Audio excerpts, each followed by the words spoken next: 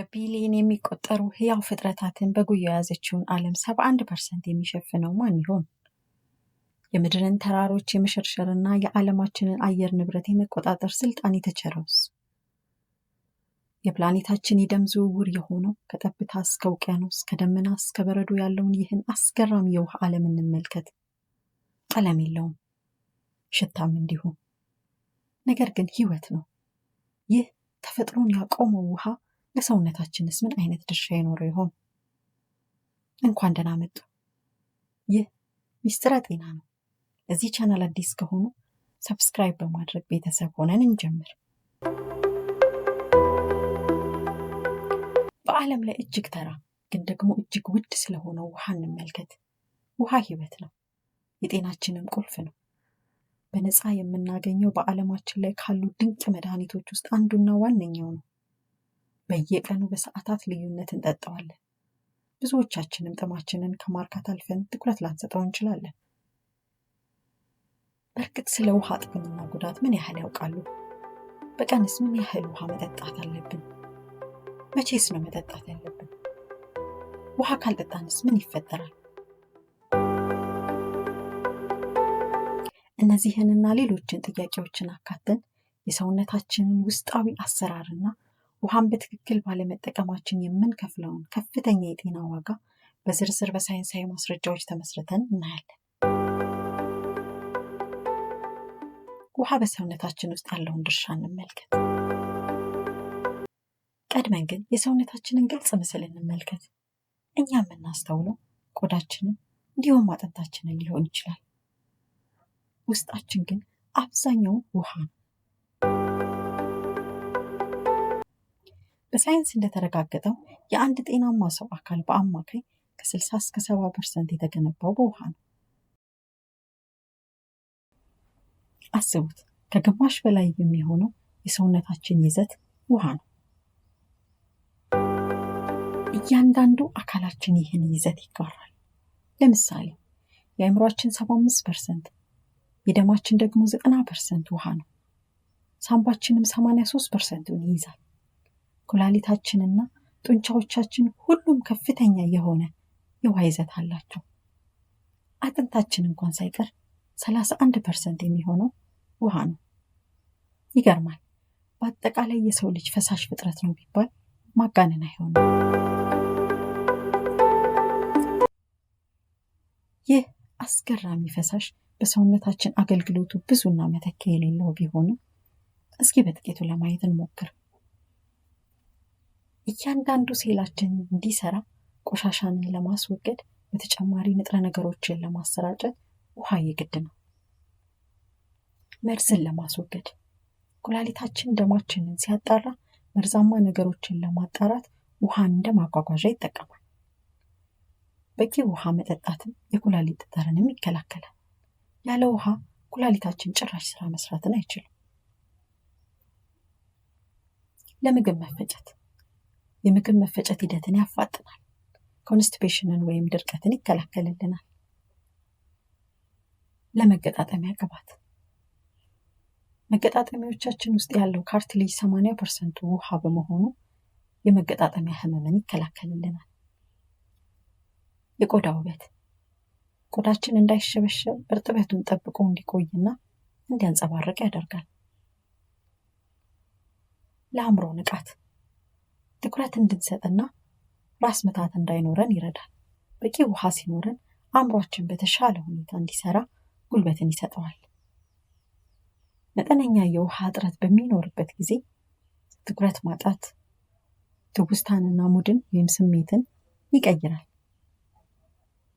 አስተውሉ፣ ራስ ምታት አብዛኛውን ጊዜ የውሃ እጥረት ምልክት ሊሆንም ይችላል። ስለ ራስ ምታት አይነቶች በሌላ ቪዲዮ የምሰራላችሁ ይሆናል። ሌላው ለክብደት መቀነስ ውሃ መጠጣት ሜታቦሊዝምን ያፋጥናል። ከምግብ በፊት 30 ደቂቃ ቀድመን ውሃ ብንጠጣ የምግብ ፍላጎትን በመቀነስ ክብደትን ለመቀነስ ይረዳል። ለልብ ስራም እንዲሁ ደምን በማቅጠን ልባችን ሳትጨነቅ ደም እንድትረጭ ያደርጋል። በተጨማሪ በላብ አማካኝነት ሙቀትንም ይቆጣጠርልናል። በቀን ምን ያህል ውሃ መጠጣት ይኖርብናል? ይህ በእርግጥ አከራካሪ ጥያቄ ነው። ብዙ ጊዜ 8 ብርጭቆ ውሃ ይባላል። ነገር ግን ይህ ለሁሉም ሰው ላይሆን ይችላል። የሳይንሱን ስሌት ስንመለከት እንደ ግለሰቡ ይለያያል። ለምሳሌ 100 ኪሎ ግራም የሚመዝን ሰውና 50 ኪሎ ግራም የሚመዝን ሰው እኩል የውሃ መጠን ሊያስፈልጋቸው አይችልም። ስለዚህ ትክክለኛው ስሌት የሰውነት ክብደትን መሰረት ያደረገ ቢሆንም በአማካይ የተቀመጠ ቁጥር ግን አለ። በአማካይ ለወንዶች በቀን 3.7 ወይም 3 ሊትር ከ700 ኤምኤል የሚመከር ሲሆን ለሴቶች ደግሞ 2.7 ወይም 2 ሊትር ከ700 ኤምኤል ይሆናል። ይህ ቁጥር ግን ከምግብና ከፈሳሽ ጋር በመሆን ነው።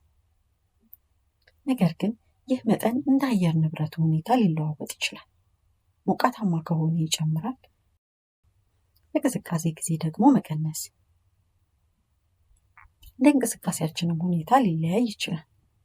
ስፖርት የምንሰራ ከሆነ ይጨምራል፣ እንደ ጤና ሁኔታችንም ይወሰናል።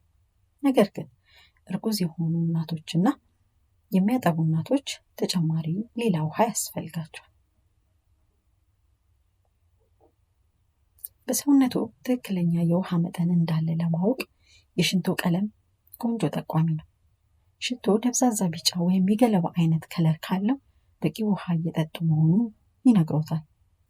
ጠቆር ያለ ቢጫ ከሆነ ደግሞ በቶሎ ውሃ መጠጣት እንዳለብዎ ይጠቁማል።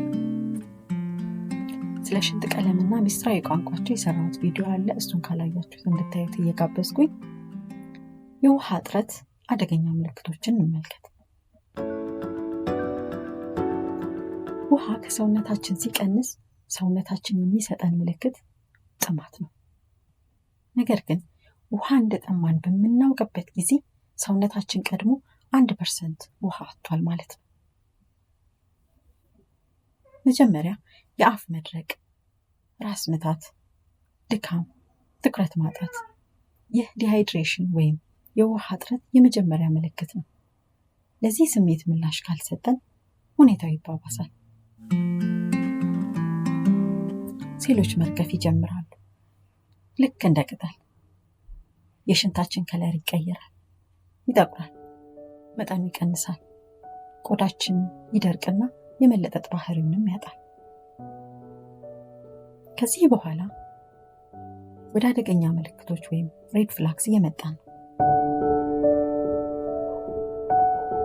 ከፍተኛ የልብ ምት፣ ኮንፊውዥን ወይም ግራ መጋባት፣ ሰንክን አይቦል ወይም የአይን መሰርጎድ፣ ሽንት ጨርሶ መጥፋትና ራስን መሳት። እነዚህ ምልክቶች ሲታዩ በአስቸኳይ ወደ ሕክምና ተቋም ካልደረሱ ይህ ሲቪር ዲሃይድሬሽን ወይም ከባድ የውሃ እጥረት ህይወትን ወደማትመለስበት እያንደረደራት ነው። ያለ ውሃ ስንት ቀን መቆየት ይቻላል? ያለ ምግብ ሳምንት መቆየት ሊቻል ይሆናል። ያለ ውሃ ግን ይህ ትልቅ ልዩነት ነው። ሳይንሳዊ ግምቶች እንደሚያሳዩት እንደ አካባቢው ሙቀትና እንደ ሰውየው ጥንካሬ ቢለያይም በአማካይ ከ3 እስከ 5 ቀናት በላይ ያለ ውሃ መቆየት እጅግ አስቸጋሪ መሆኑን ያስረዳሉ። ነገር ግን ከፍተኛ ሙቀት ከሆነ ከ24 ሰዓት በኋላ ህይወት አደጋ ውስጥ ወድቋል። ውሃ የህይወት እስትንፋስ ነው። ያለ እርሱ ህይወት የለም። ነገር ግን ይህ ህይወት የሆነው ውሃ ከመጠን ቢያልፍስ? ወተር ኢንቶክሲኬሽን። ሁሉም ነገር መጠኑን ካልጠበቀ ጉዳት አለው። ውሃም ቢሆን ምንም እንኳን ውሃ እጅግ ጠቃሚና አስፈላጊ ቢሆንም ከአቅም በላይ፣ ለምሳሌ በአጭር ጊዜ ውስጥ ብዙ ውሃ መጠጣት የተለያዩ ጉዳቶች ሲኖሩት ከነዚህም መካከል ዋና ዋናዎቹን እንመልከት። ሃይፖናትሪሚያ ወደሚባል አስጊ ሁኔታ ያመራል። ይህ የሚሆነው በደም ውስጥ ያለው የጨው ወይም የሶዲየም መጠን ሲቀጥን ነው። ደም ውስጥ ጨው ሲያንስ ደግሞ ሴሎች በውሃ በመሙላት እንዲያብጡ ያደርጋል። በተጨማሪም ለኩላሊት ጫናን በመፍጠር ማጣራት ሂደትን ያስተጓጉላል። እንዲሁም ልብ ላይም ጫናን ይፈጥራል። ሰረብራል ኢደማ ወይም የአንጎል እብጠትንም ያመጣል።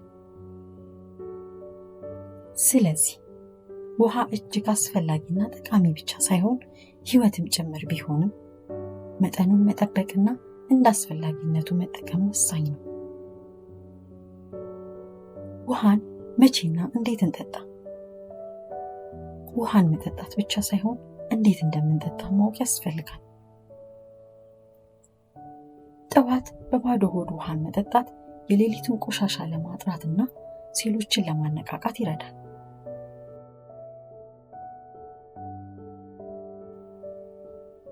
የጥማት ስሜት ባይኖረንም እንኳን በየመሃሉ ውሃን ጎንጨት ማለት ሃይድሬት ሆነን እንድንቆይና የሰውነታችንን ሚዛን ይጠብቅልናል። ውድ ተመልካቾቻችን እስካሁን ከዚህ ቪዲዮ ጋር ከቆዩ ለጤናው የሚሰጡትን ዋጋ ከፍ አድርገዋል። በየቀኑ በቂ ውሃ በመጠጣት የሰውነታችሁንና የአእምሯችሁን ጤና ጠብቁ። ዛሬ ስለ ውሃ ያዘጋጀንላችሁ መረጃ ይህን ይመስል ነበር። ለጤናው ትልቅ ግብአት እንደሚሆን ተስፋ እናደርጋለን። እንደዚህ አይነት የጤና መረጃ የሚመቻችሁ ሰብስክራይብ በማድረግ ቤተሰብ ይሁኑ። ለሌሎች እንዲደርስም ላይክ እና ሼር ማድረጋችሁን አትርሱ። በሌላ አስገራሚ መረጃ እስክንገናኝ ሰላም።